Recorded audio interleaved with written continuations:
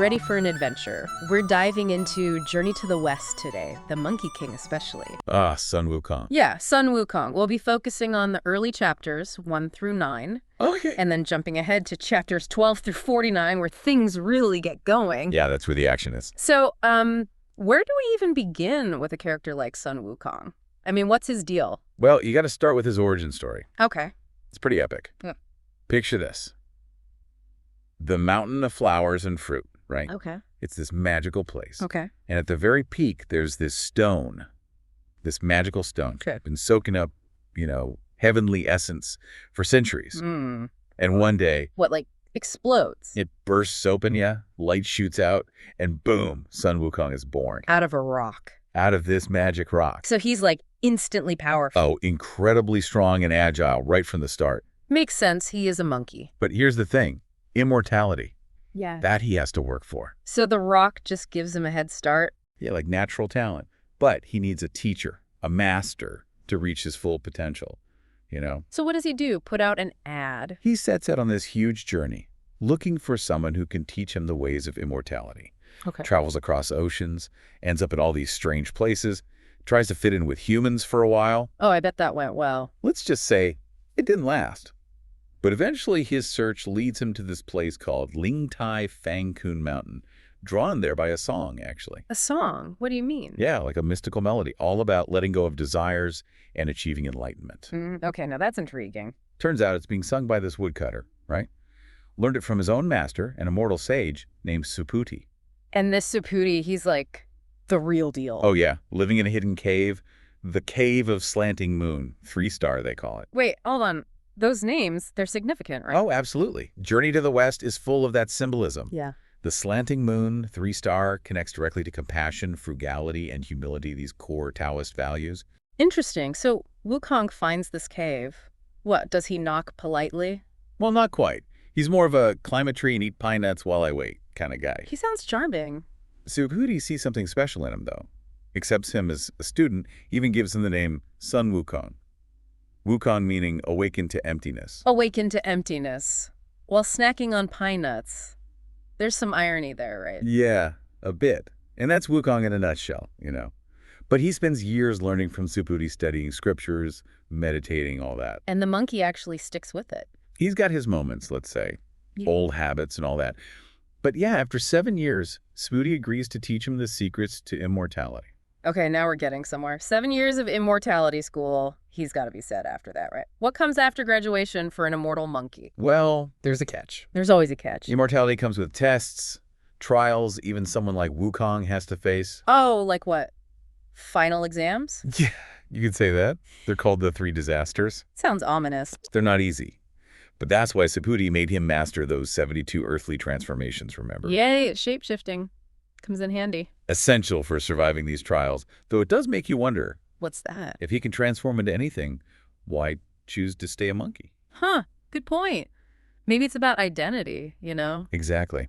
Journey to the West is about inner change, too, not just the adventure part. Wukong's still learning, still got that wild streak. Makes sense. So what does he do after leaving Suputi? Put on a magic show. He enjoys showing off a bit, yeah. But Suputi catches him once, transforming just to impress the others. Oh, boy. Not a good look. Suputi basically kicks him out, forbids him from even mentioning they were master and student. Tough love. But an important lesson. Real power, the kind that matters, takes more than just tricks. So back to the mountain of flowers and fruit for Wukong. Back to where it all began. But things have changed. He's not the same monkey anymore. And not everyone's thrilled to see him back, I imagine. Let's just say that staff he got from the Dragon King Oh, yeah, I forgot about that little souvenir. didn't win him many favors in the heavenly realm. And being the Monkey King puts a target on his back, too. Right, because other kings, they love competition. He ends up mixed up with some shady characters, demon kings, that sort of crowd.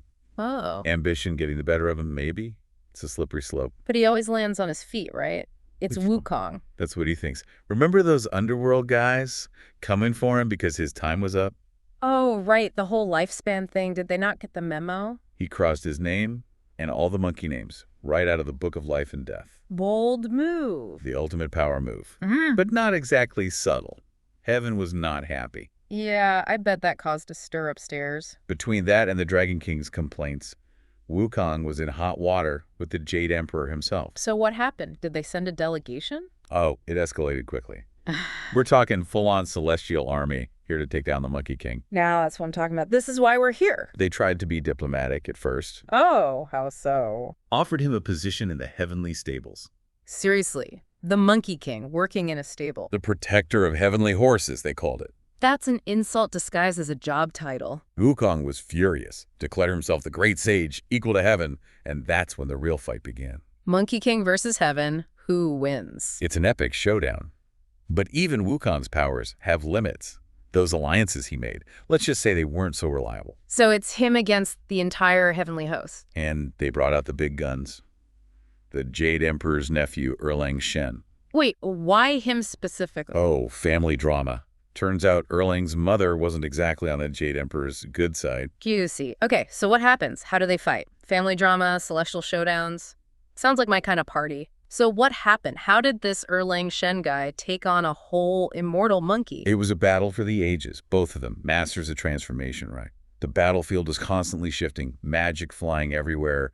It was mayhem. Okay, but give me the highlights. What did they actually do? Well, at one point, picture this, Wukong just yanks out a handful of his own hair. Ow, okay, that's gotta hurt. And then he transforms those hairs into copies of himself. Yeah. A whole army of Wukongs running around. Talk about a monkey business. I bet that caused some confusion. Total chaos.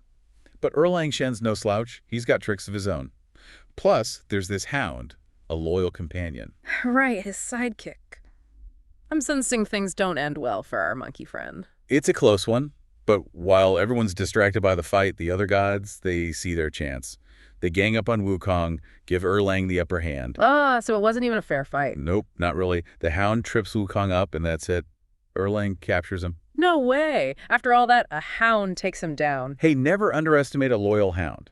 So they try to execute Wukong, obviously. Makes sense. Except he's immortal, right? Exactly. They tried everything. Swords, fire, even heavenly lightning, nothing works. If anything, Wukong just gets stronger. Talk about a resilient monkey. So what'd they do? Give up? They call in the big guy, the only one who might be able to handle Wukong. Buddha. Whoa, okay. This is it, the ultimate showdown. Only it doesn't really play out like a fight. Buddha, he's all about wisdom, right? So he offers Wukong a challenge, a wager. Ooh, I like where this is going. What's the bet? Buddha tells Wukong to try and escape from his hand. If he can do it, he gets control of heaven.